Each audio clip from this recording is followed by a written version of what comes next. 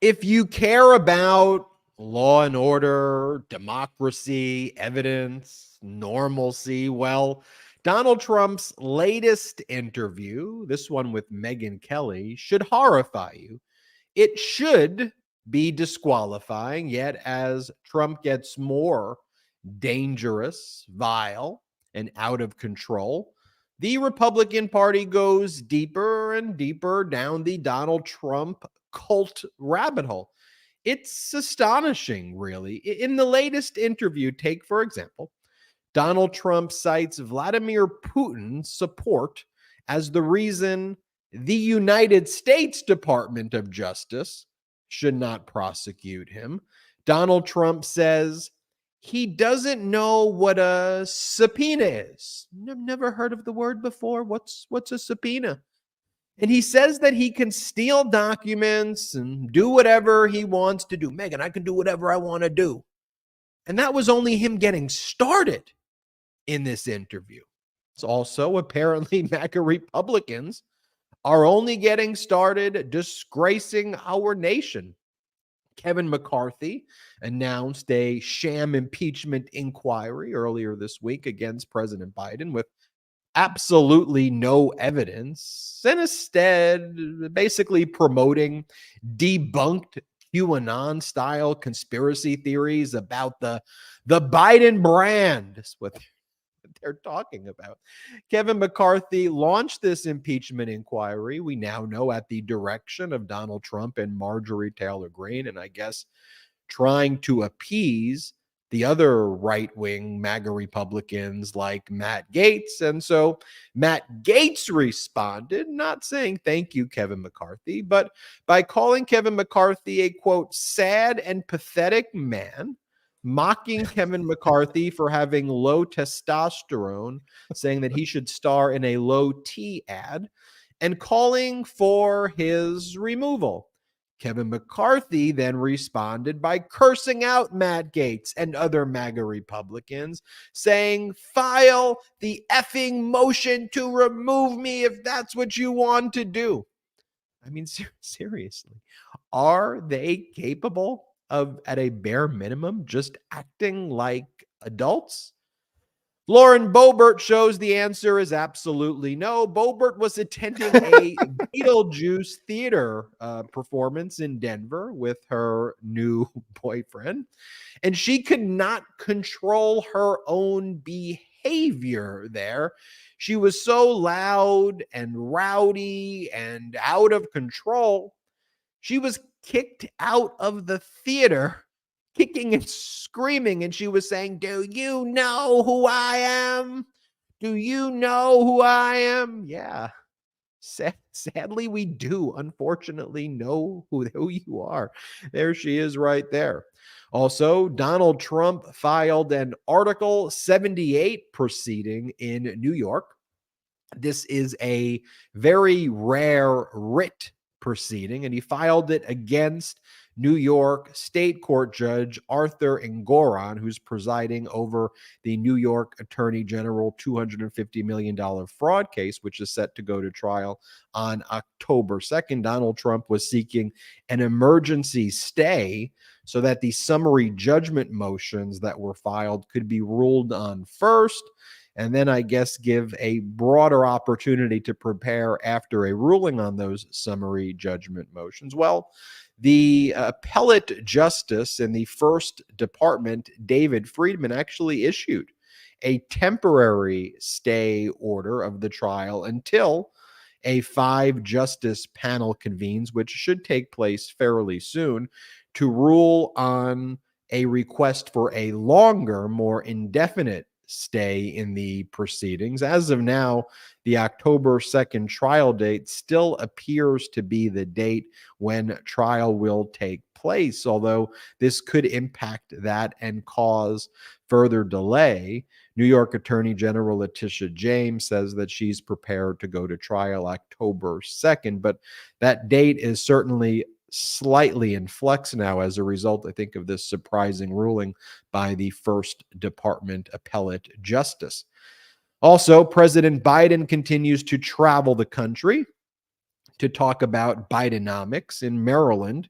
He gave a speech comparing Bidenomics to MAGAnomics. MAGAnomics, he explains, means eliminating Social Security and Medicare and tax cuts for the very wealthy, and hopefully those billionaires grace us by trickling down some benefits to the rest of us.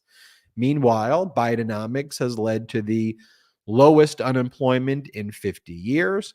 A manufacturing super cycle is underway. Talk about the fastest manufacturing rebound in over 40 years, more than 13.5 million jobs, and real wages are increasing, outpacing inflation, the highest GDP growth in the G7, lowest inflation in the G7, strongest 2 years in small business applications ever. But there you have President Biden talking about issues, talking about how we can help the American people. Folks, got a lot to discuss on today's MeidasTouch podcast. I'm Ben Meiselas, joined by Brett and Jordy. It's been a rough one for me today. My cell phone has not been working today.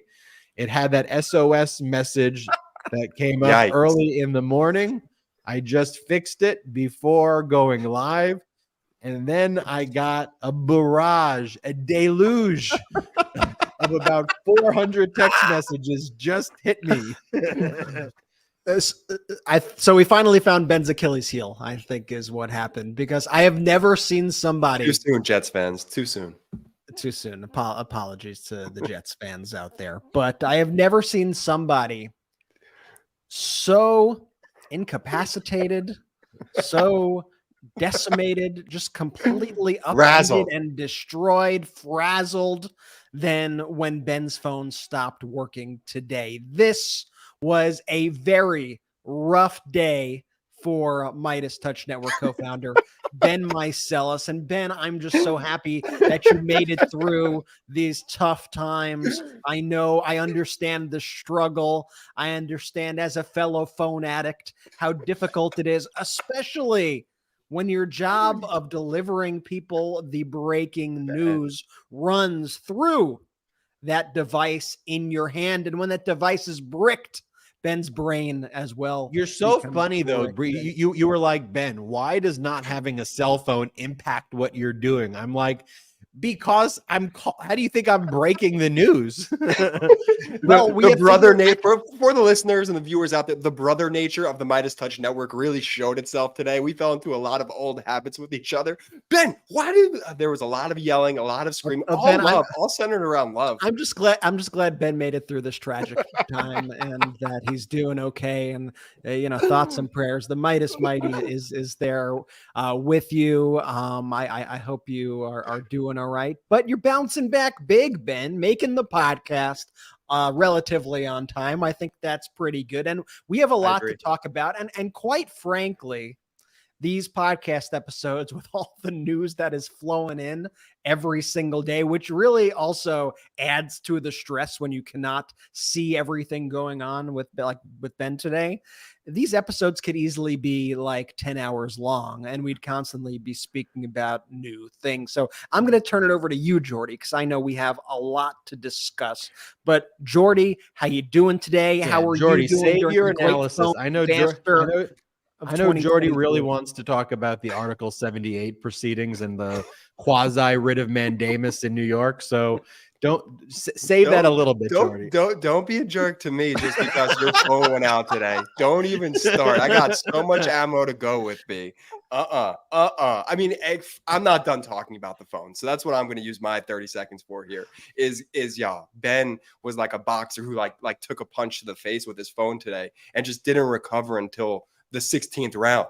So Ben, I'm so happy you made it to the show. I know there's a lot of great information to get. Okay. One more thing. You want to see how also how connected Ben usually is on a typical day. I was getting text messages from other people saying, saying, is Ben all right? I haven't heard from Ben. I haven't True. gotten a response. Like, the people were worried. People were concerned about you, Ben. Like, after a couple hours, by the way, this wasn't even like at the end of the day, like 1 hour, no Ben responses. They're like, is he okay? Should I call 911? What's the deal? Yeah. And I'm like, he's fine. The phone is not working, but he's figuring it I'm out. gonna get you 2 phones. You should just have 2 phones. Yeah, you gotta get a burner. You know, you need a Yeah, backup. you're an adult. You I- should have 2 phones. I got so many. Hey, can you please call me back just to confirm you're okay? We need a proof of That's life what photo, Ben. Anything, please. All right. Okay. Well, I appreciate the love. I appreciate the shook. concern. Back in action. Let's get into it, folks. I want to talk about this interview with the clips being released earlier in the day between Megyn Kelly and Donald Trump. Some context, I think, for that interview in general, right? Donald Trump previously had attacked her back in 2016 in connection with the debates back then. He said really horrific, misogynistic things about her. She was then basically canceled in the MAGA world. She left Fox, ended up getting a job on, I think, NBC. She was really kind of struggled there in a world where you actually have to, like, I don't know, try to like do an interview that doesn't involve like praising a cult. And By the so- way, Ben, if that doesn't tell you all you need to know also about the media and how they operate, like their first move, it was NBC, right? They hired Megyn Kelly, paid her an astronomical sum of money. Millions and millions and like millions 20 million a of year, like dollars, 20 an million a year. absurd amount. And then her show didn't quite work out because that's not what the American people wanted to see. They did not want to be gaslighted by Megyn Kelly on a daily basis. And so they got rid of Megyn Kelly. They still had to pay her like the 20-some million dollars. Like, just move after move, you got to scratch your head and go like, what are you doing? Like honestly, what the heck are you doing? Sorry. Well, then you got the perfect example is like this week, new host of Meet the Press, right? Okay, NBC. Who's your first guest going to be to change the tone? Let's get Donald Trump as a guest. That's their first new guest on Meet the Press is Donald Trump. Like, really setting the right tone there. What are you doing? So then Megyn Kelly, you know, after not succeeding at NBC, she was like, all right, well, what do I do to like get attention again and get supporters back, right? So it's attack Dr. Fauci and have a right-wing podcast that spews all of the hate and really leans into just the nastiest kind of vitriolic rhetoric that divides America. Like, that's where she went, rather than let's uplift and help and do great things. And guess what? It's actually pretty successful, right? Sirius gave her a deal for like, I don't know what, like $9-10 million, you know, a year. And by the way, you know, if you go and just look at her, it just goes to show you too, Brett, like the way corporate America sees things. Like, if you look at like her audience and her views, I mean, don't get me wrong, it's okay, Fine. but like they want to throw Sirius, all that. I won't just name every corporate, but they all throw money. Hey, let's get her to just say horrible things. Billions of dollars. Let's get her to let's lose money and pay millions of dollars to someone to divide America. Just terrific. So she does an interview with Donald Trump. And preceding this interview, of course, was the impeachment inquiry announcement by Kevin McCarthy. Preceding this was Donald Trump posting things like, it's all happening even worse than anyone projected. President Vladimir Putin of Russia is using crooked Joe Biden's illegal banana republic style treatment of his political opponent who is beating him badly in the polls to condemn America and all the good things it once stood for. The whole world is watching as the USA is being torn apart by dreams of election interference. So that's like, he kind of drops these test bubbles too and sees like, okay, so we're cool with Vladimir Putin. And then he kind of leans into it. And as outrageous as that is, it's like, wait a minute, are you using Vladimir Putin as your defense for why you shouldn't be prosecuted? Because how Vladimir Putin views the United States of America? It's funny how they always align on messaging. MAGA and Putin always very in sync on what to say there and seem to take cues from one another. Trump says something, Putin starts spouting the same thing. Putin says something, all the MAGA people start echoing the same messaging, and really on every single topic. But that should also tell you kind of everything you need to know when you look at who are people allying themselves with. And the MAGA movement and Donald Trump and the Republican Party, quite frankly, have firmly put themselves in Russia's camp. They have said, these are our friends. Their disinformation tactics, the way they manipulate the American media to spread hate and disinformation, let's get in on that. We got to get in on that. And then they create their own disinformation chambers to do the same exact thing that the Russians do. They go, oh, thanks for the help. We're going to run with that. Continue to help us. We'll keep amplifying you on these platforms, and we'll work together. We'll collude in this way. How about that? And that's what they do every single day. And then we talked about on the last podcast, like the speech he gave at South Dakota with praising Kim Jong-un. And I went to my friend Kim Jong-un. You know, he loves to collect his nuclear weapons. He loves collecting them. And then the crowd's like, yeah. Well, you're cheering Kim Jong-un collecting nuclear weapons and threatening. What are you even talking about? You know, and that's constantly what I'm asking here on the MeidasTouch. Now we're like, for real, like what? And I'll tell you, I firmly believe the silent majority of America also hears that, and they're like, what? And the reason that this community at the MeidasTouch Network and the Meidas Mighty has grown so much is because people have been, you know, you tune on NBC, you turn on ABC, you turn on whatever. You've just watched a speech where Donald Trump has praised Vladimir Putin, attacked Dr. Fauci, praised the insurrectionists, called every prosecutor and judge deranged, and you've left that as just a regular person saying, all right, that was really screwed up, right? All right, let me see what they're saying about on the news about it. Donald Trump gave a speech in South Dakota in front of an audience of 7,000 people. The audience gave a rousing standing ovation as Donald Trump used the line that they love the most. Joe Biden, you're fired. This was yet another round. It's like, okay, what are you talking about? That's verbatim. He just is praising Vladimir Putin. And you see how, did you guys see how Meet the Press is promoting this interview with Trump for the weekend? So they released their first clip, and their first like breaking news from the interview that they decided to run with is breaking news. Donald Trump says he will not pardon himself if elected president. That's what they're running with. First off, everything the guy says is a freaking lie. How about we focus on the fact that this is a guy facing 91 felony criminal charges? This is a guy who a judge and a jury has said raped a woman. Like, look at who we are dealing with here. And when you look at some of these other kind of cases in horror, when you look at somebody like a Danny Masterson, who was just sentenced to 30 years in prison for his actions, when you look at people like Harvey Weinstein and the consequences that they faced for their actions and the rightful treatment that people view these people with after these judgments are made. And then you look at Donald Trump, who did many of the same things that these individuals did.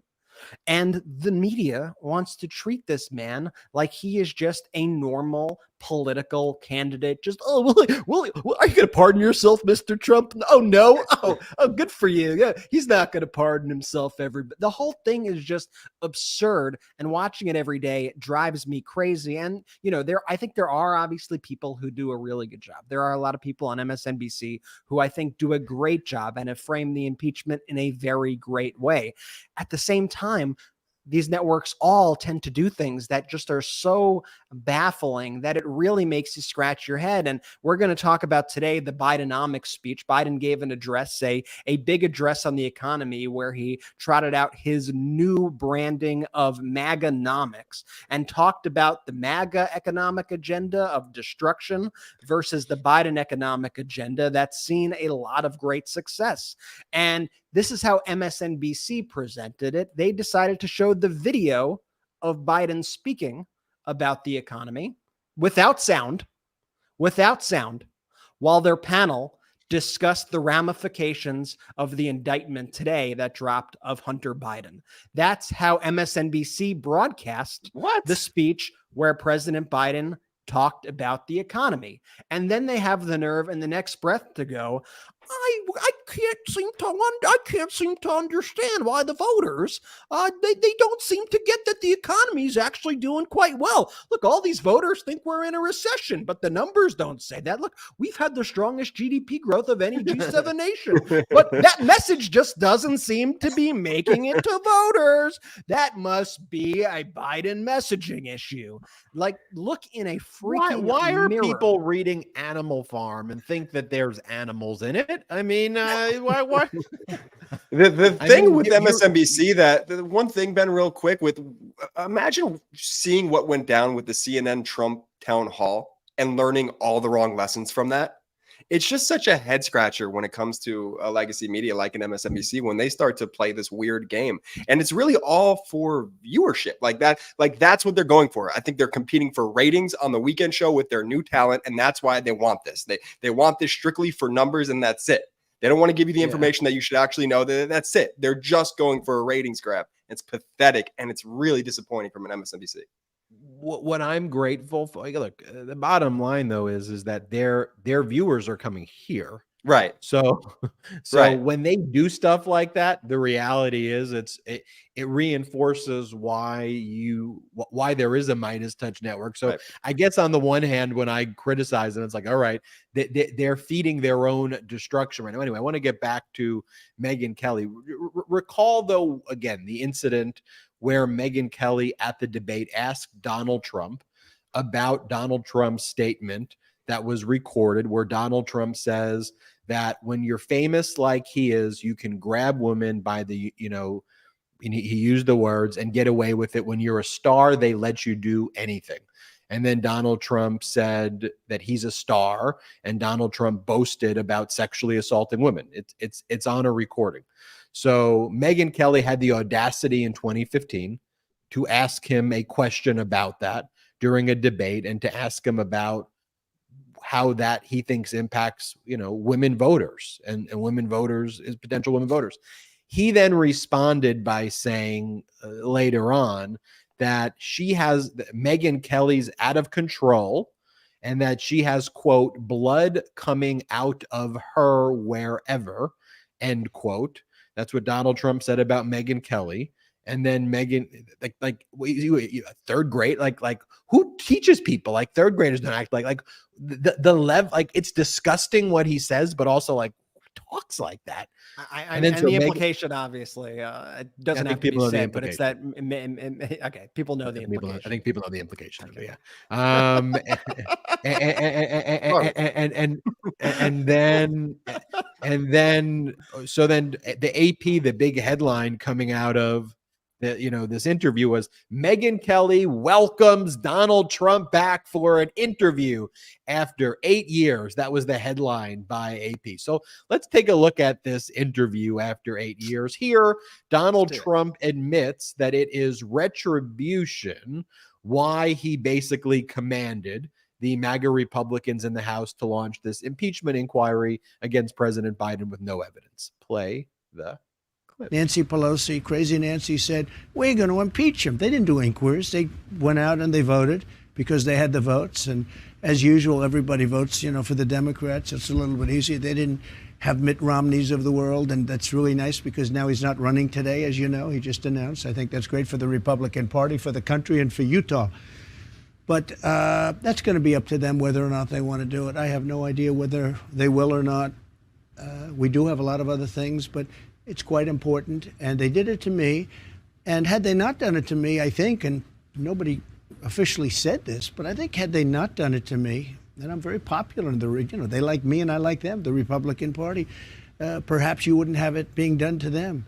And this is going to happen with indictments, too. They have fake indictments, and I think you're going to see that as time goes by. You're going to see Republicans, when they're in power, doing it. And it's a shame when that happens. I'm not in favor of that, but that's what's going to happen because that's human nature. And just even the subtle things that he says too, and not so subtle, the things he says at the beginning where he's like, and crazy Nancy Pelosi, like just his whole language is incredibly rude, abrasive, horrific, disqualifying for that position. Next, Donald Trump admits in this interview with Megyn Kelly to the crimes that he's being prosecuted for, saying, I'm allowed to have these documents. I'm allowed to, I could do whatever I want to do. Here, play the clip. We have a deranged guy named Jack Smith who's been overturned at the Supreme Court a number of times. And he gets overturned. You know why he gets overturned? Because he goes too far. They don't even mention the Presidential Records Act. This is all about the Presidential Records Act. I'm allowed to have these documents. I'm allowed to take these documents, classified or not classified. And frankly, when I have them, they become unclassified. People think you have to go through a ritual. You don't. At least in my opinion, you don't. Well, your opinion is wrong. That's a violation of the law right there. And you're not the president. And the Presidential Records Act doesn't allow you to just say, I hereby declare those CIA documents, those highly Shazam! Classified Shazam, they belong to me now. They are my personal property. No, the limited use of the Presidential Records Act involves situations where, Donald Trump cites the Clinton Socks case all the time. Those were personal notes that Bill Clinton took for an autobiography. If Donald Trump took personal notes for an autobiography, he could then claim them pursuant to the Presidential Records Act as personal. But you don't get to declare nuclear secrets and war plans as owning them, nor have your lawyers made that argument in court yet. Yeah. At one point, Donald Trump's lawyers, fairly recently, it seems, told him to make sure that you say, whenever you're going to make a crazy ass claim, say it's your opinion. Because in all the recent interviews, he always goes, my opinion. My opinion is that, as Great if point. that negates the fact that you're admitting to doing crimes. He started doing it with the election interference thing. And in one of his interviews, he kind of like does it and then he kind of forgets to do it. But a few interviews ago, I forget even which program this was on. I think it was one of the Fox interviews. He goes, it's my opinion the election was stolen. Well, it's my opinion the election was stolen. Now he goes, it's my opinion. Like, just imagine trying to use that in any other. It was my opinion. I could have robbed that bank. I mean, it was my opinion that the fees they were charging were too high. So it was my opinion that I could go in there and I could steal all the money from the vault. And just my opinion. I guess we just have a different of opinion. Free speech. It's the most insane thing. And he just sneaks it in. And like the most, like that doesn't help your argument. And what's unusual about this trial that's going to come up is that he's already admitted to the crimes. Like I don't think Jack Smith has to do a lot of legwork in proving that he did it. Donald Trump says, I did it. So we could almost move past that step and go to the next step at this point. And the crimes that he's charged with is not the Presidential Records Act. Like, Jack Smith disposed of that stupid argument like in one footnote once. Like, what are you even talking about? Like, the Presidential Records Act has nothing to do with this. The criminal statutes do. The violation of the Espionage Act, obstruction of justice, making false statements, those are the crimes. That's what you've been charged with. Megyn Kelly, though, she's talented. She really is. That's why it's really disappointing to see talented people utilizing their skills for bad things. Like, this was actually a good moment of the interview where Megyn Kelly says, so in July of 2021, it's alleged by special counsel Jack Smith, who claims that he has witnesses. It's on audio recording as well, but the witnesses are all lined up that say you were showing them war plans of Iran, that these were top secret, highly classified documents that you were waving around to people who were not authorized to see it, and you were not authorized to have it. So what were you waving around at that meeting, which is very specifically referred to in the indictment and the superseding indictment? Play the clip. Why would you be holding up a newspaper saying this is still secret? I'd have to I look could at it. declassify it if I were Look, president. I would but have not to now. look at it. But that's what well, you I told could Brett have. Baer. You told Brett Baer that was a I newspaper could have or a magazine. declassified. No, I also told Brett Baer, as I remember, I don't know, it was a long time interview. Will you tell me what were you waving around I in that also meeting? told Brett Baer that it wasn't a classified document. What were you waving around in that meeting? Because it certainly sounds I'm not like going it to was talk an to you attack about plan. that because that's already been, I think, very substantiated, and there's no problem with it. It hasn't been substantiated. Jack Smith says Megan, it was let the me attack just tell you. plan. Let me and you just told tell Brett Baer. Let me tell you. Here we go again. I'm covered by the Presidential Records Act. I'm allowed to do what I want to do. I'm allowed to have documents. First off, the way he treats her again is just so utterly demeaning. But the way she's questioning him, and by the way, those are perfectly fair questions. Right. It almost reminds me of how, like, if like a teenager who's hiding marijuana and a bong from their parents, right? And then the parents saying to their, come down to the kitchen. Oddly specific. Then. I was thinking the same thing. Oddly specific here, B. Keep going. Come down to the kitchen, son. Come down to the kitchen, son. So we have some questions for you. We found a bong and some marijuana in your bedroom. Why'd you have that? That wasn't a marijuana. That wasn't a bong. That wasn't. What do you? I'm allowed to have it. I'm allowed to do anything I want to do. Like, isn't that what it's like? I mean, it's like, what are we watching there? What is that? If you have additional stories to share, we could save that for the Patreon after show. And we could break down that very oddly specific reference. I'm just Where'd you even hide it? Where'd you get First caught? off,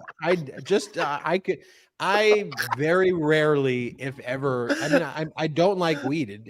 I don't enjoy weed.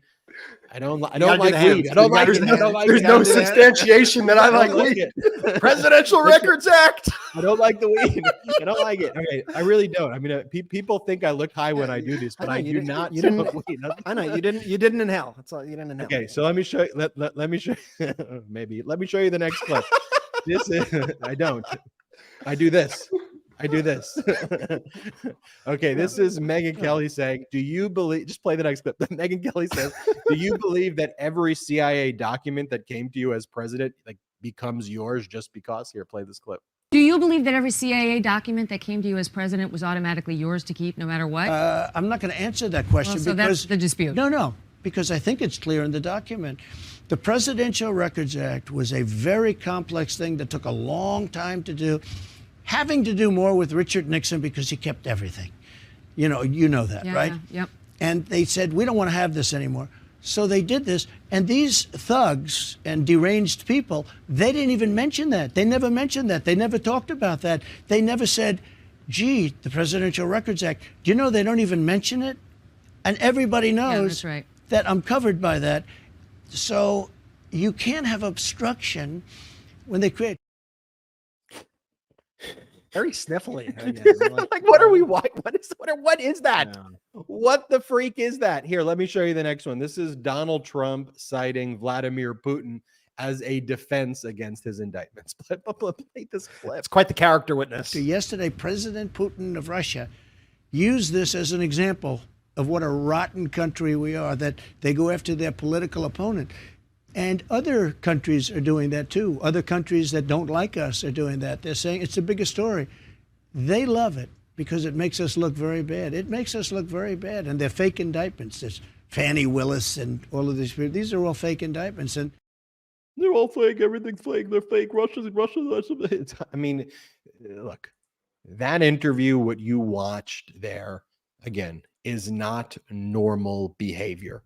And if you want to show clips like that, if you want to do an interview like that, you have to be prepared to fact check it the way we do it here. You have to be willing to call out that behavior. You just have to say what it is. And that's what we'll do here always on the MeidasTouch Network. We got to talk about this sham impeachment as well, because there's so much chaos going on in Capitol Hill, right? Didn't it feel like for a while, where was all the chaos? Well, It's because they were on summer recess. They were gone. They've all returned, and now we've got like stories of Bobert like vaping in theaters and like acting like a maniac and getting kicked out. We've got Marjorie Taylor Greene like a calling bunch of freaking maniacs. Like, Yeah, they are. Marjorie Taylor Greene. Think about the peace and calm over the past few weeks without them. We didn't have these crazy hearings. We didn't have these crazy appearances on TV. Like it felt nice. It felt nice. We still had drama. We still had legal updates. We still had, sure, plenty of crazy things happening, but the House Republicans noticeably absent, and the country felt generally, dare I say, lighter, happier, better. And it just goes to show you how much damage they inflict on all of us. I want to sue for emotional distress. Agents. Absolutely. Yeah. You got Matt Gaetz coming back yelling at McCarthy saying he has low T. I mean, it's just like weird, like WWE freakish behavior, Ben. I like when they fight, though. That's fine. I want to get into those clips, but Brett, you raise a great point, which is during our after show, immediately after these podcasts. Today, I'm going to give you my stories. I'll address the bong story in the after show. The reality is that there's no bong story. That's the reality. It never happened. Go to Patreon. Go to Patreon. I did this, so it can't be true. Go to patreon.com/MeidasTouch, patreon.com/MeidasTouch. Make sure you spell it correctly. MeidasTouch. On today's after show, I'm going to give you my story. We did Brett's, we did Jordy's origin story. We've got Popok's, we got KFA's origin story. All of those are on our library that you could watch right now if you go to patreon.com/MeidasTouch. I'm going to talk about how I became a lawyer, the civil rights cases that I worked on in Bakersfield and Fresno, how that led to executive producing a documentary on it called Killing County, which I did with Colin Kaepernick, how I became Colin Kaepernick's business partner, which I still am to this day. I'll talk about becoming student government president in middle school and so much more, and high school. Student government president, middle school and high school in Plainview JFK High School. That's patreon.com/MeidasTouch to check it out. We're going to do the after show. There's so much fun stuff there. We've got a lot more show here, though. Stay tuned. Let's just take our first quick break. And now let's take a quick break to talk about our next partner, Fume. Cold turkey, it may be great on sandwiches, but there's a better way to break your bad habits. We're not talking about some weird mind voodoo from your wacky neighbor or some sketchy message board. We're talking about our sponsor, Fume, and they look at the problem in a different way. Now, not everything in a bad habit is wrong. So instead of drastic, uncomfortable change, why not just remove the bad from your habit? Fume is an innovative, award-nominated device that does just that. Instead of electronics, Fume is completely natural. Instead of vapor, Fume uses flavored air. And instead of harmful chemicals, Fume uses all natural, delicious flavors. You get it. Instead of bad, Fume is good. It's a habit you're free to enjoy and makes replacing your bad habit easy. Your Fume comes with an adjustable airflow dial and is designed with movable parts and magnets for fidgeting, giving your fingers a lot to do, which is helpful for de-stressing and anxiety while breaking your habit. The first time I used Fume, I was shocked at how flavorful and fresh it tasted. Now, it's easy to hold and perfectly balanced and quite honestly, extremely fun to fidget with. The real wood material and sleek design definitely classes it up, and I feel pretty darn cool holding it. Stopping is something we all put off because it's hard, but switching to Fume is easy, enjoyable, and even fun. Fume has served over 100,000 customers and has thousands of success stories, and there's no reason that can't be you. Join Fume in accelerating humanity's breakup from destructive habits by picking up the Journey Pack today. Head to tryfume.com and use code Meidas to save 10% off when you get the Journey Pack today. That's tryfum.com and use code Meidas to save an additional 10% off your order today. Did you know that your temperature at night can have one of the greatest impacts on your sleep quality? If you wake up too hot or too cold, I highly recommend that you check out Miracle Made's bed sheets. Inspired by NASA, Miracle Made uses silver-infused fabrics and makes temperature-regulating bedding so you can sleep at that perfect temperature all night long. Now, using silver-infused fabrics originally inspired by NASA, Miracle Made sheets are thermoregulating and designed to keep you at that perfect temperature all night so you get better sleep every night.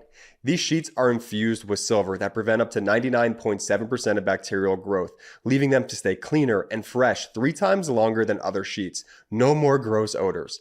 Miracle sheets are luxuriously comfortable without the high price tag of other luxury brands and feel as nice, if not nicer, than the bed sheets used by some 5-star hotels. Stop sleeping on bacteria. Bacteria can clog your pores, causing breakouts and acne. Sleep clean with Miracle. Go to trymiracle.com/Meidas to try Miracle Made sheets today. And whether you're buying them for yourself or as a gift for a loved one, if you order today, you can save over 40%. And if you use our promo code Meidas at checkout, you'll get 3 free towels and save an extra 20%. Miracle is so confident in their product, it's backed with a 30-day money-back guarantee. So if you aren't 100% satisfied, you'll get a full refund. Upgrade your sleep with Miracle Made. Go to trymiracle.com/Meidas and use the code Meidas to claim your free 3-piece towel set and save over 40% off. Again, that's trymiracle.com/Meidas to treat yourself. Thank you, Miracle Made, for sponsoring this.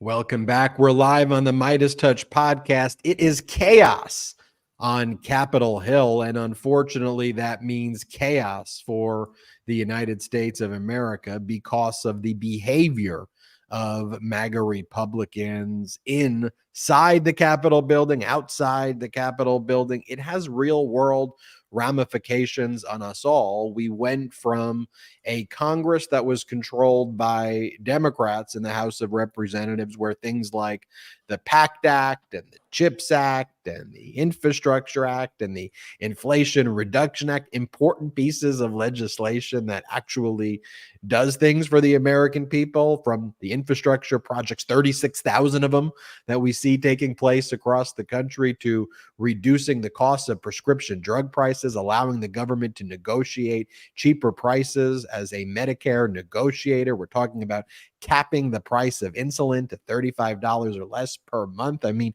real world benefits taking place.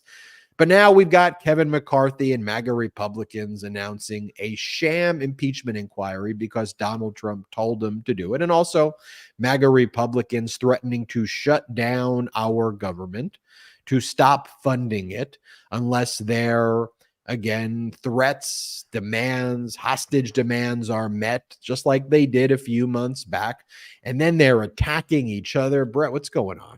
Yeah, well, you had Kevin McCarthy go. He called all the cameras up and he was going to make this big announcement despite having no evidence of wrongdoing. And they've been doing these investigations now for nearly a year. Like, it's been a very long time. We've been covering how horribly the investigations have been going. They've been trotting out these so-called whistleblowers, and some end up, oh, look, he died before he could have come, or, oh, that one, he's actually on the run. He's in the spy business, and he was actually an indicted fugitive on the run from the FBI. And everyone they trotted out, one of them was admitted during the hearing to being paid by Trump advisor Kash Patel. Like, it couldn't have gone more kind of comically terribly for Kevin McCarthy. But the point of this was never to actually find any evidence. The point of this is to try to tarnish President Biden, to try to harm his approval ratings, and to seek retribution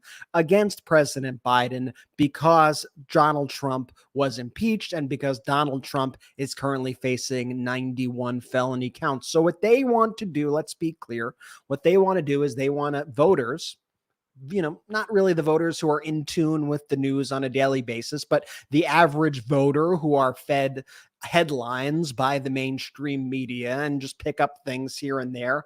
They want voters to go, oh, yeah, sure, I heard about the Trump indictments and the Trump corruption. But look, Biden also, like, he's being impeached, right? And so Hunter, Biden, bribery. So, it's all the same, right? I mean, they're both bad. So I guess I just gotta choose, who I think is less bad. I don't know. Then they're both the same.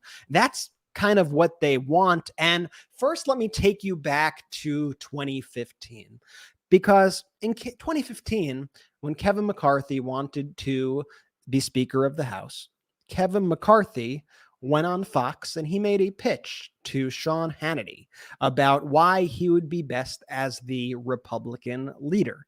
And here in 2015, Kevin McCarthy completely gave away the game on the purpose of the Republican investigations, admitting that they were specifically designed to hurt Hillary Clinton's poll numbers. Let me play that clip first, and then we'll get into the rest. The question I think you really want to ask me is, how am I going to be different? What are you going to see differently? I love that you asked my questions, but go ahead. That was one of my questions. Go right ahead. I knew you'd want to ask it. What you're going to see is a conservative speaker that takes a conservative Congress, that puts a strategy to fight and win. And let me give you one example.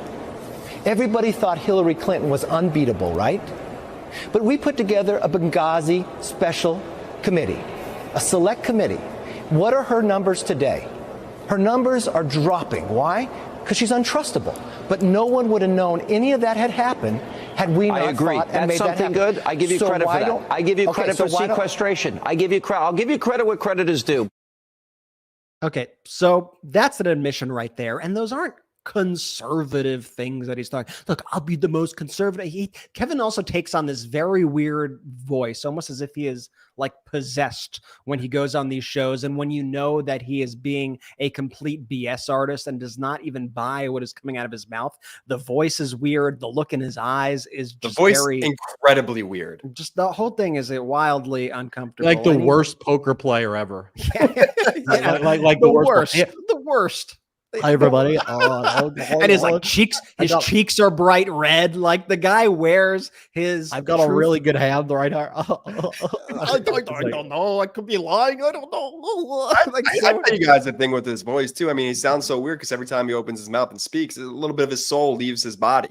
I must be. Yeah, I think that could an elected official. Yeah, he's got to keep that in, but he can't because he has succumbed to the most extremist members of his party to try to, I would say, keep his power. But the guy is like the most powerless person on the planet. Like, what are you really there for? Like, is this what you really dreamed of when you envisioned yourself as Speaker of the House? And he has created this deal.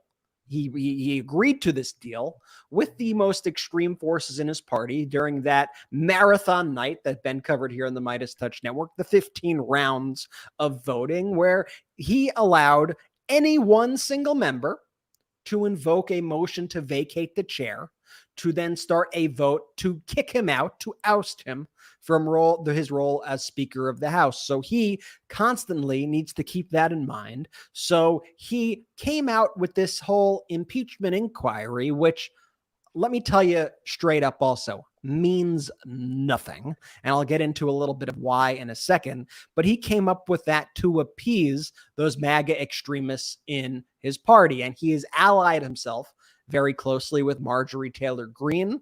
And this is what Marjorie Taylor Greene wanted. She met with Donald Trump days ago. This is what Donald Trump told her what to do.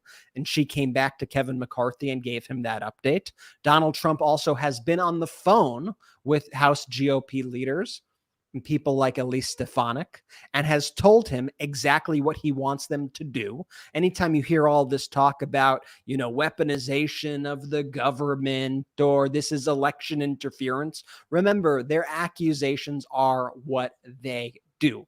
Donald Trump, this has been proven. Donald Trump has directed, and not just in posts. I was trying to figure out what you call the posts on his network, not just in posts on his social media network, but Donald Trump has literally picked up the phone and told Republicans, you need to impeach Joe Biden. That's why this is happening. Let's get it straight. That right there shows you how BS this all is. Even just a few months ago, James Comer said that he was bragging oh, look, our investigations, look, they're doing a good job. You see Biden's poll numbers going down. They're doing a good job. The whole reasoning behind this is to try to hurt Biden's poll numbers. And the reason why I said the impeachment inquiry doesn't really mean anything is because they gain no additional power here. Marjorie Taylor Greene is trying to pitch this as some sort of win. Oh, now we get to subpoena. Now we get to subpoena everybody, and we're going to let them know who's boss when we subpoena them, and we're going to get the truth out of them, these evil fascist, communist, socialist people. The Marge impression is just like, it's right up there. It's Mark Levin and Marge, Brett. It's like, those are my two favorite for the show. High praise to be compared to Ben's Mark Levin impression. Here's the thing. They have subpoena power right now. They've been subpoenaing people. They've been doing their investigation for months and months and months and have not uncovered a single thing. So they've gained no new authority. In fact, because of a policy passed by the Trump Department of Justice, when House Democrats were moving to impeach Trump at the time, the Biden administration is bound by a DOJ policy that says if the House Republicans do not hold a vote on impeachment, then they are not even allowed to cooperate with the investigation at all. And that's because Trump didn't want to cooperate with his impeachment investigation. The Democrats did hold a vote on it. They actually had the votes for it, despite Kevin McCarthy's lies about that, which we'll see in a few clips shortly. But Kevin McCarthy did not have the votes. And so he came out and he said, I'm going to unilaterally say it's an impeachment inquiry now. A lot of people, though, aren't on board with this. So you have two factions now. You have people like Representative Ken Buck, who's a hardline Republican, member of the House Freedom Caucus, who came out today and he said there are 20 people at least in the Republican Party, 20 members at least, who would not vote for this impeachment inquiry. I'll play you this clip first. I'll get to the spending bill in a second, but you've said that you're against the impeachment inquiry as of now because you haven't seen yet any concrete evidence that shows President Biden financially benefited from Hunter's business deals. Do you think that Speaker McCarthy did not bring it to the floor for a vote, as he said he would, because he was afraid that it wouldn't pass, that people like you might not vote for it? Oh, he knew it wouldn't pass. There were probably more than 20 Republican votes that would not have been in favor of this. He not only did he say he was going to bring it to the floor, but he criticized Nancy Pelosi for not bringing it to the floor when she was impeaching Donald Trump. So he has a long history of what he thinks needs to happen before impeachment. But when you don't have the votes, you don't bring it to the floor. So that's one side of the Republican Party right now, basically acknowledging that this is complete and utter BS. And Representative Ken Buck is absolutely right. Here's a Kevin McCarthy tweet from 2019 when the Democrats were speaking about impeaching Trump for actual reasons because they actually had evidence. And here's what Kevin McCarthy wrote. He wrote, this is September 2019. Here are the facts. Speaker Pelosi can't decide on impeachment unilaterally. It requires a full vote of the House of Representatives. 2, the House has voted 3 times on articles of impeachment.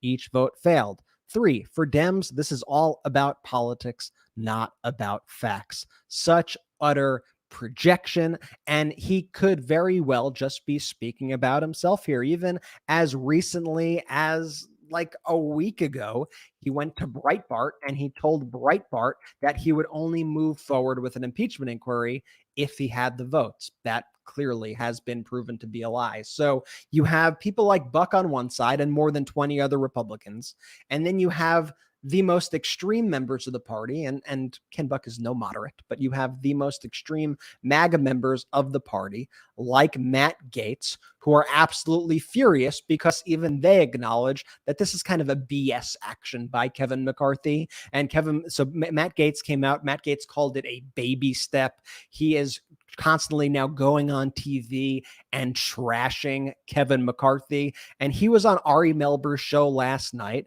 And first he said, Kevin McCarthy, he said he is a sad and pathetic liar. Here's the clip. The speaker, he seems to be implying that you are not doing these things for the reasons you say, but that you were requesting, or perhaps through other people requesting, some special handling or treatment in the ethics complaint. You're saying that's a lie tonight. That is an abject lie from a sad and pathetic man who lies to hold on to power. Could you imagine if a single Democrat said something like that about then Speaker Nancy Pelosi? What the headlines would be? The Democrats did not have that chaos. Every week with the Democrats, you heard, oh, the House of Representatives just passed the bill to lower insulin prices to $35 a month. Oh, the House of Representatives just passed a bill to ensure that it is legal for women to cross states to get an abortion because Republicans want to ban it. Oh, the House Democrats just passed a bill to stop companies from price gouging on gas prices. These are the kind of stories that you were hearing out of the Democratic Congress. Now, let's consider now the stories that we are seeing and the actions and the words that we are seeing from this conference. But Gates wasn't done there. Gates, after Ari Melber played a clip of Kevin McCarthy, told Ari Melber, I wasn't sure if he just played a clip of Kevin McCarthy or if that was a commercial for low T. All we're trying to do, it's not impeachment, nothing to do with it. It's just answer these questions. Had the president been truthful when he said he never talked to his son about business or never dealt with bereavement, never dealt with Ukraine that way, we would never do this. It's not impeachment, nothing to do with it. Congressman, the question is, one, is this an inquiry that's going towards impeachment? If so, what is the high crime or misdemeanor? And is Kevin McCarthy handling this the right way this week or not?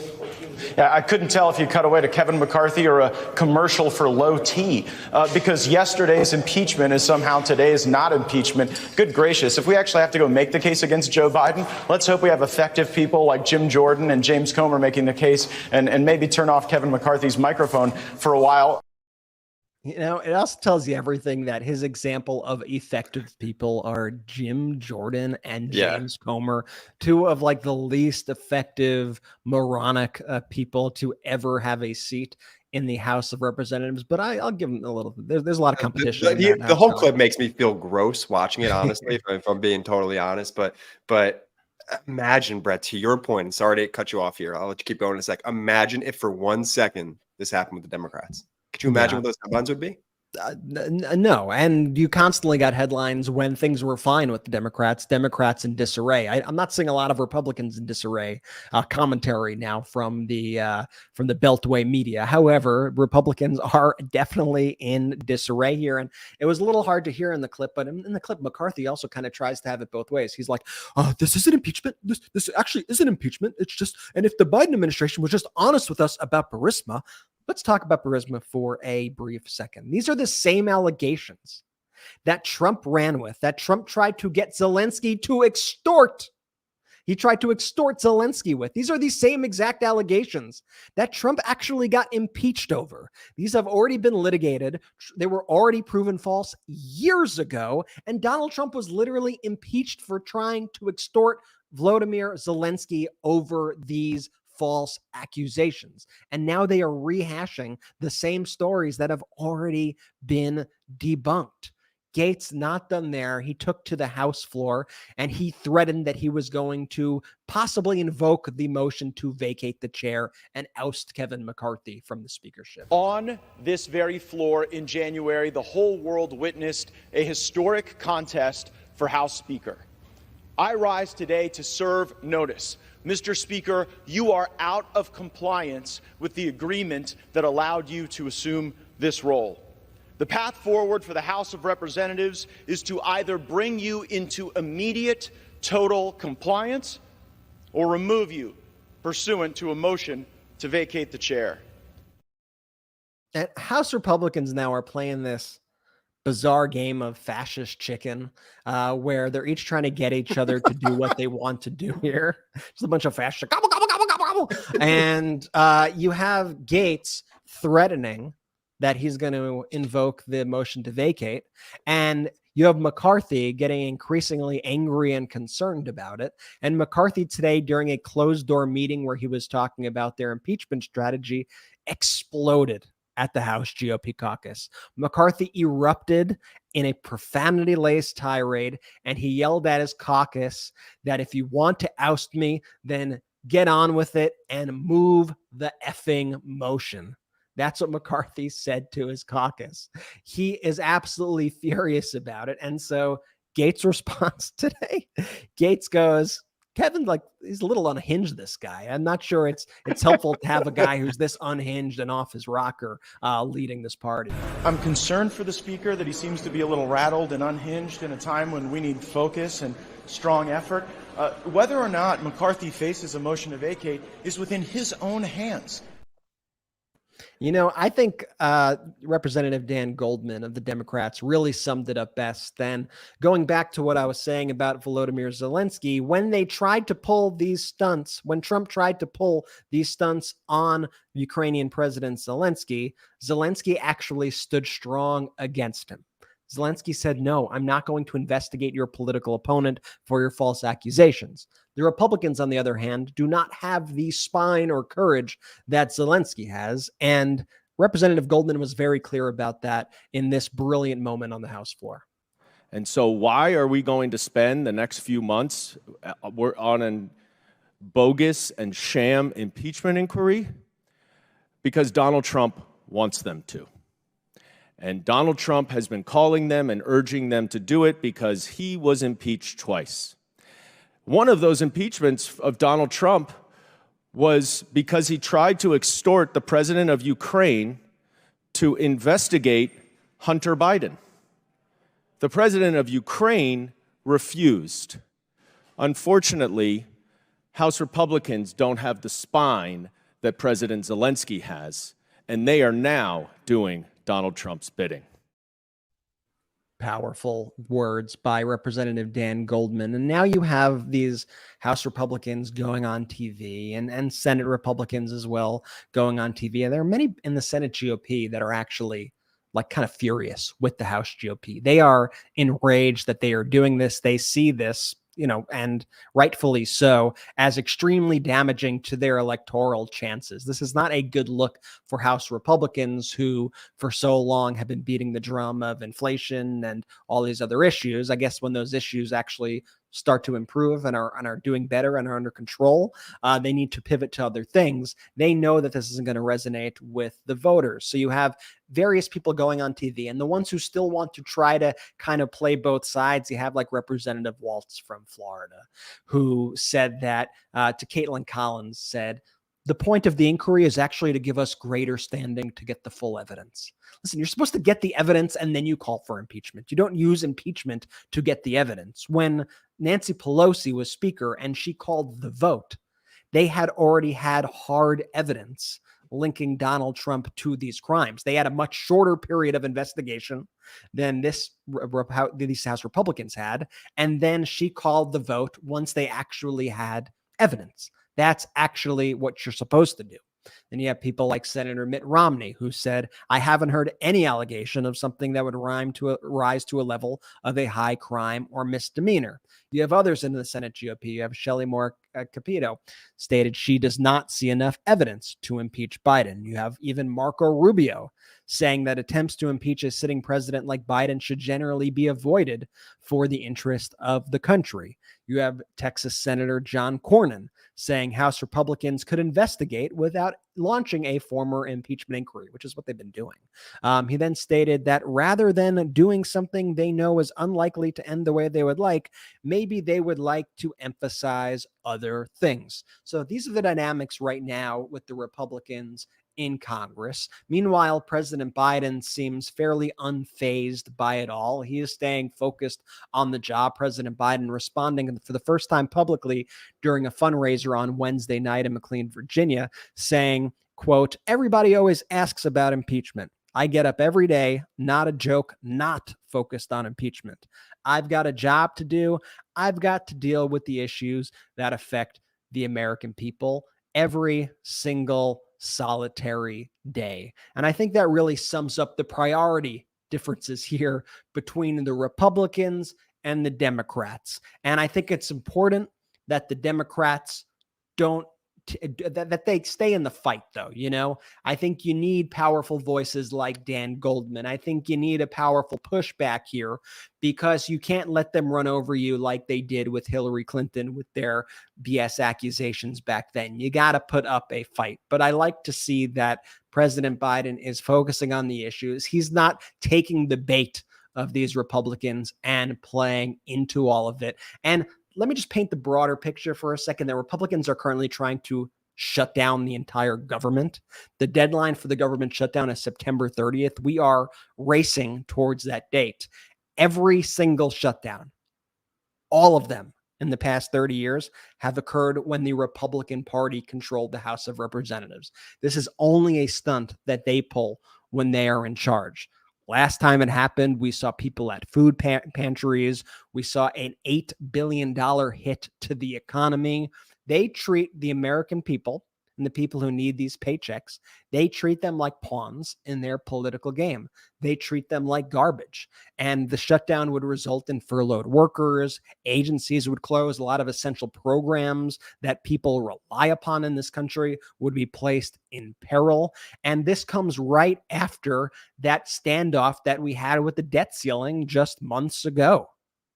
It is ridiculous that Republicans continue to hold the country hostage.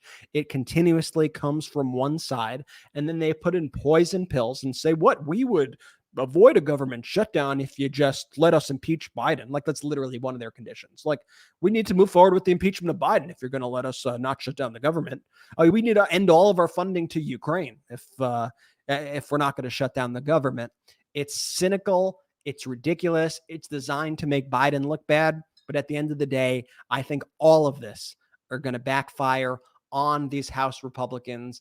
People see right through it. It is absolute BS. We have a lot more updates to bring you here. Donald Trump suing the judge in the New York AG's case. We got a lot of updates on that. That's a bizarre move. I'm excited to hear Ben's takes on it. Biden speaking out against MAGAnomics, and Biden also threw out a nicknames for Donald Trump, getting in on the nickname game. And I thought they were pretty effective. And Vice President Kamala Harris also embarking on a college tour. All that and more when we get back. We're going to take a quick break. And Lauren Boebert.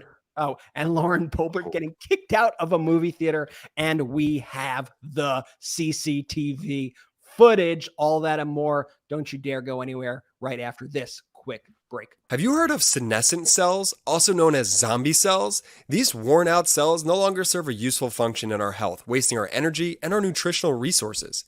These zombie cells, they tend to accumulate in our bodies as we age, leading to the aches, slow workout recoveries, and sluggish mental and physical energy associated with that middle-aged feeling. Our sponsor, Neurohacker, packs 7 of the most science-backed senolytic ingredients into one formula, called Qualia Senolytic, and you can take it just 2 days a month for fast and noticeable benefits for a much better aging process. Senolytic ingredients are science-backed to support our body's natural elimination of zombie cells. My productivity has doubled. I feel invigorated and enthusiastic again, with a daily drive and enthusiasm to get things done. Now, I love how easy it is to take. Having more physical and mental energy for my family and friends is such a win in how I show up for the ones that I love. The formula is non-GMO, vegan, gluten-free, and the ingredients are meant to complement one another, factoring in the combined effect of all ingredients together. It's also backed by a 100-day money-back guarantee, so you have almost 3 months to try Qualia Senolytic at no financial risk and decide for yourself. If you're in your late 20s or older, adding Qualia Senolytic to your diet can play a crucial role in combating negative aging symptoms. Go to neurohacker.com/MeidasTouch for up to 50% off Qualia Senolytic. And as a listener of the MeidasTouch podcast, use code MeidasTouch at checkout for an extra 15% off your first purchase. That's neurohacker.com/MeidasTouch to try Qualia Senolytic with code MeidasTouch and start aging on your terms. Let's take a quick break to talk about our next partner, ZBiotics. Now, if you're like me, you've probably skipped a workout because of drinks the night before. Like, it happens. But if you're committed to your healthy routine, you need ZBiotics. ZBiotics Pre-Alcohol Probiotic is the world's first genetically engineered probiotic. It was invented by PhD scientists to tackle rough mornings after drinking. Here's how it works. When you drink, alcohol gets converted into a toxic byproduct in the gut. It's this byproduct, not dehydration, that's to blame for your rough next day. ZBiotics produces an enzyme to break this byproduct down. It's designed to work like your liver, but in your gut where you need it most. Just remember to drink ZBiotics before drinking alcohol, drink responsibly, and get a good night's sleep to feel your best tomorrow. Now, I can't lie, after we hit 1 million subscribers, I may have partied a little bit too much that night. But luckily, I knew I had ZBiotics. Now, as instructed, I drank a bottle of ZBiotics before any alcohol, and I was amazed at just how good I felt the next day. Give ZBiotics a try for yourself. Go to zbiotics.com/Meidas to get 15% off your first order when you use Meidas at checkout. ZBiotics is backed with a 100% money-back guarantee. So if you're unsatisfied for any reason, they'll refund your money, no questions asked. Remember, head to zbiotics.com/Meidas and use the code Meidas at checkout for 15% off. Thank you, ZBiotics, for sponsoring this episode. Welcome back. We're live on the MeidasTouch Podcast. Ben, Brett, and Jordy. I think first let's talk about this. I guess you can frame it as a lawsuit that Donald Trump filed against the judge presiding over the New York Attorney General case, Judge Arthur Engoron. Then let's talk about Lauren Boebert. But then most importantly, let's talk about Bidenomics, and I think a very powerful speech that President Biden gave in Maryland earlier. So this lawsuit that Donald Trump filed against Judge Arthur Engoron, it's really a writ. It looks like it's styled as a lawsuit against the judge, but that's really kind of just how the caption page is phrased. So it's basically a civil version of like a writ of mandate asking the appeals court, it's an appellate department, the first appellate department in New York, to take some emergency action pursuant to this Article 78, trying to restrain the conduct of an official government officer in the state of New York. Here, the official government officer is Justice Arthur Engoron, the trial judge. You see, the issue is that trial in the New York Attorney General's civil fraud case is set for October 2nd, but currently pending before Judge Arthur Engoron are two dispositive motions. Two motions that could potentially dispose of or change the dynamic of the entire case, right? On the one hand, you have a summary judgment filed by New York Attorney General Letitia James. On the other hand, you have a summary judgment motion that's filed by Donald Trump. Trump wants the case dismissed. New York Attorney General Letitia James wants Judge Engoron to make a finding that liability is established so that the only issue to determine is damages. One of the unique things here is that Donald Trump's lawyer, Alina Habba, or one of the lawyers, Alina Habba, she failed to check the box early on in the case to request a jury trial. So Donald Trump didn't follow the CPLR, the Rules of Civil Procedure in New York, didn't demand a jury trial, and now is whining that there is no jury trial. That's just kind of a separate issue. He waived the jury trial. Literally, it was a box that she could have just checked saying Donald Trump hereby demands a jury trial. They never checked that box.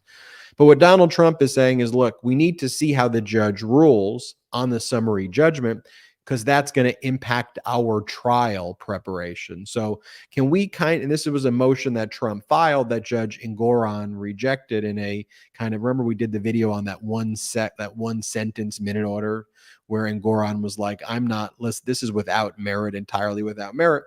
Trump was saying, look, could we have a 3-week delay period after you rule on the summary judgments so that we can then take an appeal? He didn't say this, but this is what Trump's thinking. Take an appeal if we think that the order is incorrect, or this way we can prepare for trial. And Engoron's like, no, you're going to trial. So this emergency filing with the appellate department is basically saying we need to build in this additional time frame for summary judgment to be heard, and then a period thereafter to prepare for trial. That's kind of the discrete relief. But of course, we know Donald Trump really is seeking delay. So they ran to a judge in the appellate department, And the judge that ultimately heard it said, look, what I'm going to do for now is I will issue a temporary stay of the trial date, but I need this to go before a 5-judge panel, a full panel in the first department, and they will hear this. So the way it's being kind of reported on is that Trump won this request for a stay, and that is partially true. It was not denied. The court did grant a partial stay pending the ruling of the 5 justices coming together and making a ruling. What most legal commentators feel is that the panel is going to come together fairly quickly. They'll review these issues and they'll make a determination that trial is going to proceed, or there can be a 3-week delay of the trial. But this isn't like a motion to dismiss the case or end the case or stop the case. This is Donald Trump trying to throw up a Hail Mary just to delay the inevitability. This case is going to go to trial. The question is when, and we all expected it to go October 2nd. That's in flux. I can't say for certain it's going to go October 2nd based on what the judge just did in the appellate department, but it's going to go soon. It is a desperate delay tactic, but a delay tactic that seems to at least created some more confusion right now over when this trial date is ultimately going to be. But ultimately too, part of this kind of Trump playbook we've seen, it's like, you waive the jury trial. Like, because of the waiver of the jury trial, I think it places the case in a very different trajectory to be prepared for trial than it would if there was a jury, right? If there was a jury, Trump's point actually, and I just want to be fair in my reporting, it makes sense, right? Imagine a summary judgment ruling just takes place that will have a major impact on the direction of the case, right? And then that may limit claims or alter claims or change the time period. It's just the reality of it. So then to say, okay, you're going in front of a jury in the next few days, how would you know what your case is to prepare it in front of a jury? And again, I think Trump's going to lose this case. I think Trump committed crimes. This is a civil case. I think he's going to lose the civil case. I'm just talking as a litigator, as someone who practices. If a court just ruled on a summary judgment and altered the case dramatically, and then I had to go to trial 24 hours later, that's not a typical thing to occur if there's a jury trial. But because Donald Trump waived the jury trial, the summary judgment presentations before Judge Engoron, that's basically going to be what the trial is. Sure, you're going to put on the live witnesses, but the summary judgment is basically the sides putting on all of their facts. So what else is Engoron going to need to do? And in terms of Engoron limiting the evidence, he's going to be the trier of fact, not a jury. So it'll be very easy for him to do that and not cause delay or confusion. So I wanted to sort through what's been filed. I'm sure you're hearing a lot of different things about it. The short of it is that it may cause a delay in this, but we don't know that yet.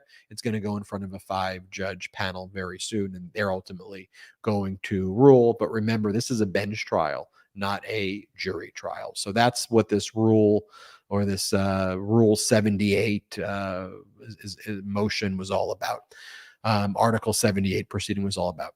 Okay, Lauren Boebert, Brett Jordy. So we've previously reported a lot of police being called on Lauren Boebert very recently, right? I mean, we reported how the police was called, setting aside this incident in Denver, which, by the way, she hates on Denver all the time. And she talks so negatively about the town that her boyfriend's from or the city where he's from. And he's held a show for a drag queen show at his bar. It turns out he's a bar owner. Just the hypocrisy here is always just completely next level. But we've reported here how the police were called on Lauren Boebert when or the family's home when her husband was attacking one of her children, and then she got on the phone. It was a horrific call. Remember, and she said, "My kid's okay. You know, there's nothing you need to do here." She basically acted like her kid was making up the abuse that he called 911 for. That was horrific. We did another video on Boebert getting a 911 call of the neighbor because like the Boebert family, I think her husband and the kids were like driving like go-karts into like their mailboxes and like 40 miles per hour around the neighborhood. And so the police were called there. If you go back, like Boebert has a very long rap sheet herself. Very lengthy. Like very long. Like she's been arrested multiple times for like really horrific things throughout her life. Like 2005, 2010, 2013, 2014, 2016. Then failure to show up at court, like repeated over and over again. Of course, I think the first date that she had with her husband, who she's since divorced, that was when her husband exposed his genitals at a bowling alley to minors. That was that's what made them love each other. Like that, they fell in love over that encounter. I'm not making that. That was the encounter. I think that was their first date, where that took place. And it's just horrific stuff. Mm-hmm. It's just horrific stuff. And now they went to we learned that she went with her new boyfriend to the Beetlejuice theatrical performance in Denver, and she was being so loud, obnoxious, and abrasive. Some people reported that she was vaping. Other people said that wasn't true. You know, there's mixed reports. Look how many people are in there too, just like behaving themselves, acting like normal individuals. And then the one individual causing chaos in this large theater who has to be kicked out by security, escorted to the front door, and have the cops called on her is a Republican congresswoman. I mean, how embarrassing. So embarrassing. And then her response that was, well, if you want to get mad at me for just dancing and having a good time, guilty as charged. It's just like, can you behave normal? Can you even being here on the surveillance? We say it all the time on the show, Ben. It's like these people, these Lauren Boeberts, the Matt Gaetzes, but specifically also the Boeberts and the MTG, they're unhirable Jim Jordans in any profession. Like, think about if you owned a business, would you trust them doing literally anything for your business? No, but yet they're elected officials leading the country. That is some scary stuff. And to your point, exactly, Ben, like she is the only one. For our audio listeners, if you haven't seen this footage, head over to youtube.com/MeidasTouch or the MeidasTouch YouTube channel, whatever gets you there faster. We're showing the footage right now. It is a packed crowd, hundreds of people. And she's the only one behaving like a total maniac. And she's an elected official? That's so pathetic. So pathetic. She's not going to win Denver next time, I'll tell you that. Well, yeah. I mean, I don't know how you look at that behavior as a voter in her district and go, this is who I want representing me. This is exactly who I want representing me. Brett, I want to hear from you about Bidenomics versus MAGAnomics and the speech. The one thing I do want to mention, though, and it's worth mentioning, is the indictment of Hunter Biden on 3 charges related to false statements and the purchase of a firearm. If you want to know how the hypocrisy of the MAGA Republicans, because of the, let me just read this, what Abby Lowell, Hunter Biden's lawyer, said. So let me get this. What changed between Hunter Biden's plea deal and the charges that were brought today? Not the facts, not the law, just the politics. Don't see what the, and then Harry Littman says, don't see what the fair rebuttal to this is, but that's what's changed. And you want to talk about weaponization. You had the MAGA Republicans all send letters to the judge and put the pressure on the prosecutor. You see how their weaponization actually works. They convince the prosecutor, to file whatever charges exist. And the ones that he came up with are 3 charges related to false statements in the purchase of a firearm, essentially saying that while Hunter Biden was high during a very dark time in his life, and he purchased a firearm.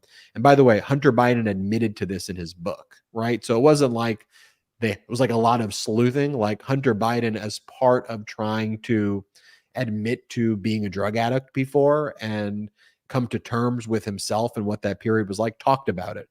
So that's what they charged him for, that he bought a gun while he was high. And this was a charge that has been found to be held unconstitutional by a court of appeals, federal court, and just shows you the hypocrisy that MAGA Republicans walking around with AR-15 pins on, right? The thing that they want to prosecute Hunter Biden for is purchasing a weapon when he was high once. Horrific. I mean, ridiculous stuff. But that's what they're doing.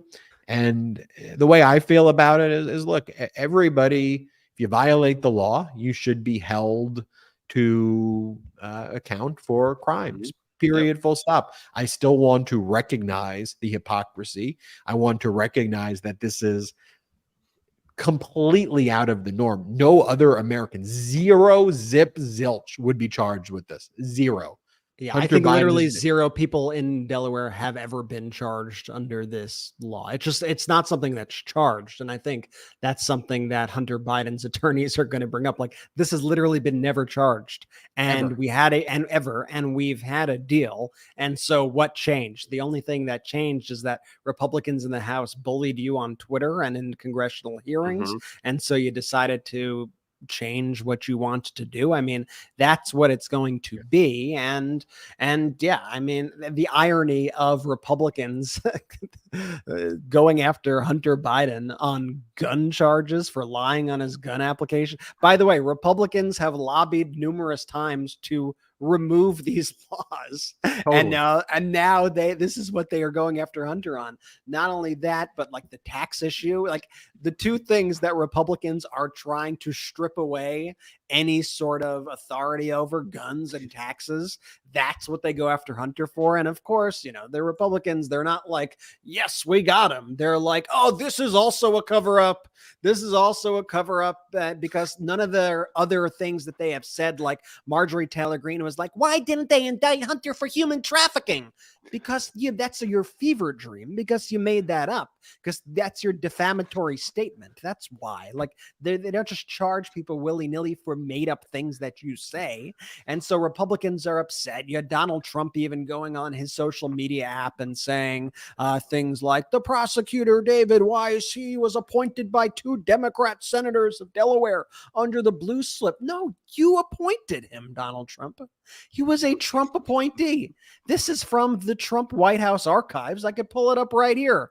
President Donald J. Trump announces 9th wave of United States attorney nominations and 3rd wave of United States Marshal nominations. And right there, if confirmed, David Weiss will serve as the United States attorney for the District of Delaware. Like, you can't just lie about these things. So I'll let the Republican voters decide, I guess, what you want, because it's either one of two things, and it could be both.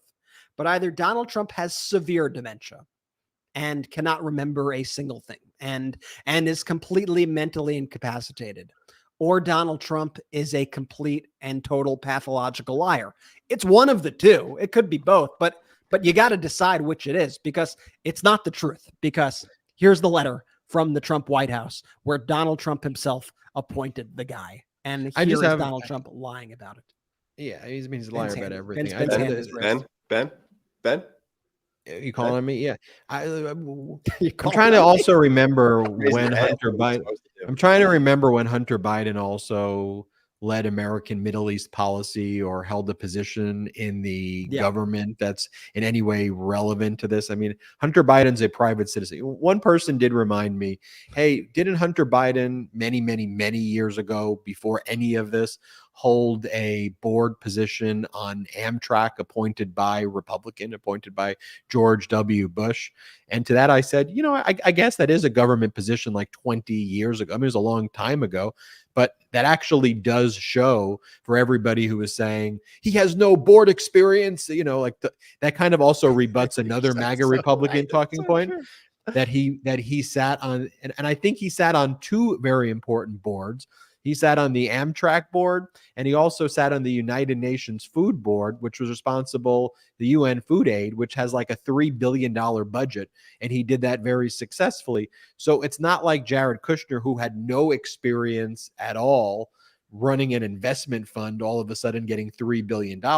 And of course, also the other distinction with Kushner is Kushner held a government position, one that we didn't very high level government position. one that we didn't elect him to. Anyway, Brett, tell us about Bidenomics versus MAGAnomics. Wait, let me get into one thing real quick. And not that we have to show, just real quick.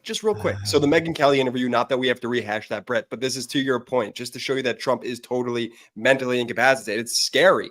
When they bring up Fauci, the guy just totally has Fauci amnesia about how he handled this. We're not going to play any more clips. So if you want to go, we have a story up on MeidasTouch.com. Definitely check out MeidasTouch.com, where all things news and breaking news and pro-democracy goes to live. We got to work on that slogan. But during that interview, Fauci was brought up. How did you handle the Fauci situation? And it's just weird that they're even continuing to bring up Fauci, that Megyn Kelly is digging into the archives there and pressing him on Fauci like it's this big controversial thing. I guess if you're a MAGA Republican, it is. And Ben, to your other point about Biden serving on those boards, the MAGA Republicans don't deal in facts. They just deal in inflammatory talking points. So whatever's going to hit the headline the hardest, they'll just roll out like it's true. And so anyway, back to the Fauci point real quick. They bring it up and Trump just totally forgets how he handled the situation, the role, the achievements that he gave Fauci. It's all so pathetic. Yeah, Megyn Kelly asks him point blank, why did you give him an award? The accommodation. Why did you give Dr. Fauci this award? You gave it to Dr. Fauci. You gave it to Dr. Birx. Why'd you give it the award? And he's like, I didn't. I mean, I did. I don't know who did that, actually. I don't know. Did I didn't do that. I don't know who did that, actually. I don't know who did that. You did it. Once again, we have the proof right here from your own website. President Trump awards presidential commendations to Operation Warp Speed team. Jared Kushner got an award. Why the fuck did Jared Kushner get an award? Kushner, man. Dr. Deborah Birx, Dr. Anthony Fauci. Like, he's out here giving presidential awards to his son-in-law and to Dr. Fauci. And then he's asked about it by Megyn Kelly. I don't know who did that, actually. I don't know who did that. It's crazy. And just to show you also how far down the rabbit hole Republicans are. I'll hit on this super quickly, but the FDA on Monday approved this reformulated COVID vaccine that targets the new subvariants, and they're recommending everyone 6 months and older protect themselves and get the vaccine that helps against the new variants. And I'm sure a lot of people now also know a good amount of people who are getting COVID. It's going around. So this is a booster that you want to get. And so what do the Republicans do? You have DeSantis issuing an order warning residents under 65 in Florida, telling them not to take the vaccine. Not even do whatever you want. It's a free state. Get it if you think it's best for you. Talk to your doctor. He's saying explicitly, do not get the vaccine if you're under 65. It is dangerous to your health. That to me is absolutely criminal, especially when you note that Florida literally leads the country in new COVID hospitalizations, leads the country.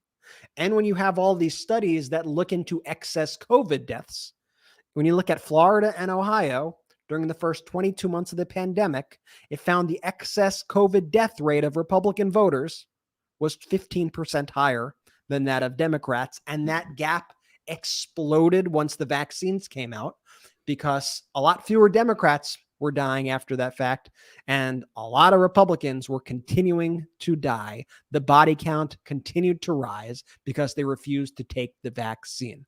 It's just so dangerous, and all for what? All for votes? You're going to kill people? Let's be real about what DeSantis is doing. He's killing his own citizens for votes, and he can't even get votes because no one even likes him anymore. And then he's killing his own voters for votes. So the math there doesn't even probably equate to what it really should. And he's doing it with people's lives. Not to sound callous about it. It's very sad.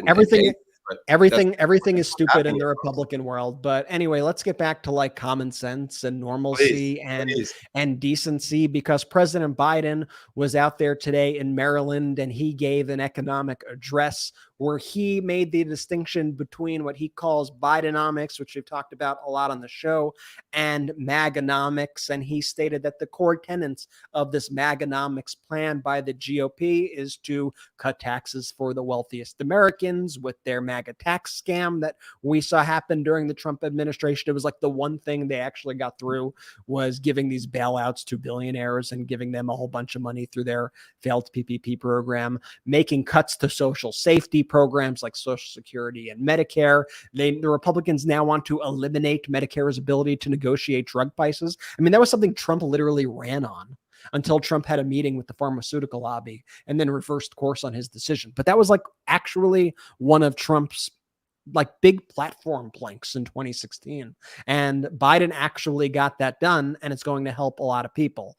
And they also want to remove the $35 cap on Medicare for Medicare recipients on insulin, like just things that are outright going to hurt people. So then you look at Bidenomics, which we currently have the lowest unemployment in 50 years. We have this new manufacturing super cycle, which is the envy of the world. It's the fastest rebound to manufacturing in over 40 years. You have more than 13.5 million jobs added when Trump is one of two presidents to actually lose jobs during his presidency. And Biden was very quick to take note of that. I'll get to that in a second. You have real wages increasing, which is outpacing inflation, the highest GDP growth in the G7, the lowest inflation in the G7, the strongest 2 years in small business applications ever. You have a lot of good economic news coming out of the Biden administration. I'm not going to pretend like everything's perfect because it's a hard time out there for a lot of people. Inflation has hurt a lot of people. But I think when you compare it, as Biden says, compare me to the alternative, not to the almighty. And when you compare him as well to literally every other country in the world, you look at the G7 and you go, wow, out of every country, the United States actually has the lowest inflation. Out of every country, the United States actually added the most jobs since COVID and has far surpassed the amount of jobs that were in the country before COVID. I mean, those are important data points to me. And so a couple moments that stood out to me from this Biden speech today was when Biden brought up the fact that Trump constantly would refer to himself, and this is real, but he would refer to himself as the king of debt. That's a legitimate thing that Trump would refer to himself as. And Biden goes, he's not just the king of debt. Trump is the emperor of debt. I'll play this clip for you. When it comes to reducing deficit, let's compare the records a little bit. Under my predecessor, you remember the self-professed king of debt? Well, it turned out he was. He's actually the emperor of debt. He created more debt than any other president did in 1 year. No, I'm serious. For starters, when he passed that $2 trillion tax cut, skewed to the wealthy and big corporations, they didn't pay for a penny of it. The end result was that it has ballooned the national debt by nearly 40%. Over a 200-year accumulated debt, it ballooned it by 40%. Well, I've taken a different approach with the help of your delegation. And I'm not being solicitous when I say that. You have the best delegation in the country.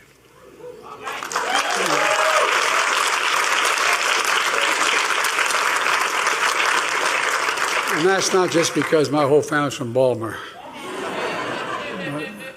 Look, we just cut the budget deficit by they helped me cut the deficit by $160 billion. $160 billion. You know how we did it? By giving Medicare the power to negotiate for lower prescription drug costs. You know, I'm excited to see, Biden out there talking about his accomplishments, to see the vice president out there talking about her accomplishments and the accomplishments of the administration. It's important for people to see that. And that's why I get so annoyed, frankly, when you have those moments and the media talks about Hunter while they show just the footage of President Biden. I think it's completely a disgrace. This was one of my favorite moments, though, when President Biden brought up the fact that Trump was one of just two presidents to leave office with a loss of jobs and came up with a new nickname for Trump, Donald Hoover Trump. In fact, only two presidents in American history with fewer jobs the day they left office than when they started. One was President Hoover, and the other was Donald Hoover Trump. Seriously, only two presidents in American history. And look, you may remember my predecessor promised to be the greatest job president in history. Well, it didn't really work out that way. He lost 2 million jobs over the course of his presidency. 2 million. We've created 13.4 million new jobs. We not only recovered all the jobs we lost during the pandemic, we've added millions more. We've seen record lows in unemployment, particularly, and I've focused on this my whole career, particularly for African Americans and Hispanic workers and veterans. You know, the workers without high school diplomas, the lowest unemployment rate in 70 years for women now. You know, by the way, when I got elected, I promised I wanted an administration that looked like America. I got more women in the cabinet than any president has ever in history. And I got more women than men in the cabinet. And when you look at the actual jobs numbers, like on a chart, it really hammers home just the crazy disparity in what presidential administrations are better for the economy. Just, I saw this chart. I thought this was absolutely stunning. If you're listening, I recommend you go check out the visual for this on the YouTube page. But you have here that only 4%, and this graph really does a great job at hammering it home. Only 4% of the 49 million jobs created since 1989 occurred under Republican presidents. 96% of the jobs added in the United States of America since 1989 occurred during Democratic administrations. I mean, that is just an absolutely stunning wow.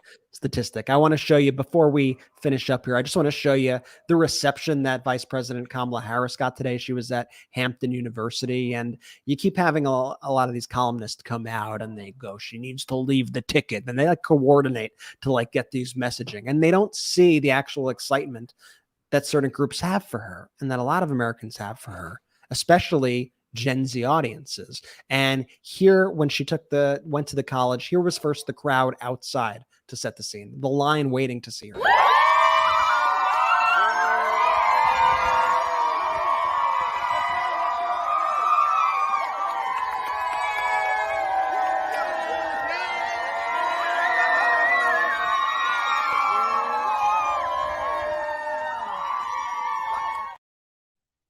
And then I just want to quickly show you the absolute party that was happening inside as these students were waiting for Kamala Harris to speak.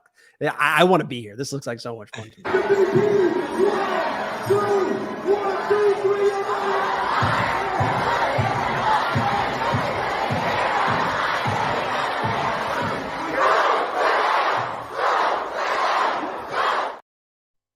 Big democracy energy at Hampton University. And brothers, I think we covered a whole lot here. I think we hit all the bases. You know, I want to thank the Meidas Mighty for being here. I think this show could have honestly gone for like 4 hours, and I would have not gotten tired of speaking of all of the updates, but that's why we got the Patreon after show. So if you want to hear more, you could go and sign up for our Patreon. Of course, if you can't do it, we totally understand, but it's a real big help to the network. You could also do memberships right here on YouTube at the bottom of the chat by clicking that $sign there. It all helps us build and grow this pro-democracy network. We are not funded by outside investors, so that's how we make all the magic happen. It is all thanks to you, and we are so grateful. Thank you for such an incredible show.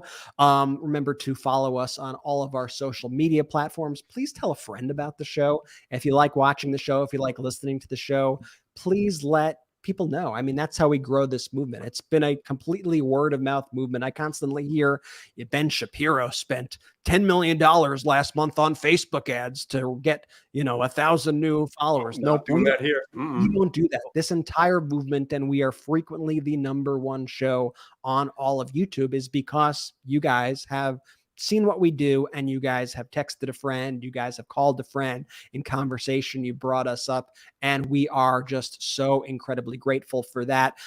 Support our sponsors, which also really helps the show. Remember to check out the descriptions. Huge thank you to Fume, ZBiotics, Neurohacker, and Miracle Made for sponsoring this episode. And what say you, brother? Should we go hit the Patreon? Yeah, I would tell everybody to do this. Remember, it's patreon.com/MeidasTouch. Just so you know how to spell it. It's right there on the bottom. patreon.com/MeidasTouch. Make sure you spell MeidasTouch correctly. MEIDASTOUCH. That's also in the description of the episode. Also in the description of the episode, you can just click it. It's patreon.com/MeidasTouch. We're going to do an after show right now. I'm going to talk about how I became a civil rights lawyer, from what inspired that, some of the cases that I've worked on. It's about to be a long after show, Jordy. It's going to be, Ben's going to go bullet by bullet his entire resume. I can't wait. I mean, it's going to be great content. And we're obviously going to press Ben on his bong story, because there's obviously one. There's obviously some substantial. Doesn't exist. It doesn't exist. This is Jordy. Get out. Thank you, all the Meidas Mighty. We appreciate you so much. This movement is not possible without you. We're really, really so grateful. Look, the best day to get involved politically was yesterday. The next best day is today. And just spread the word about our democracy. Share our videos. Let people know here's what's going on in the country, and make sure people are registered to vote for democracy. Jordy, take it away. Shout out to the Meidas Mighty. The Meidas Mighty standing strong against the fascists. We sing our song. We will get it right whenever. At MeidasTouch, we are unapologetically pro-democracy, and we demand justice and accountability. That's why we're spreading our message to Convict 45. That's right, gear up right now with your Convict 45 tees and pins at store.MeidasTouch.com. That's store.MeidasTouch.com.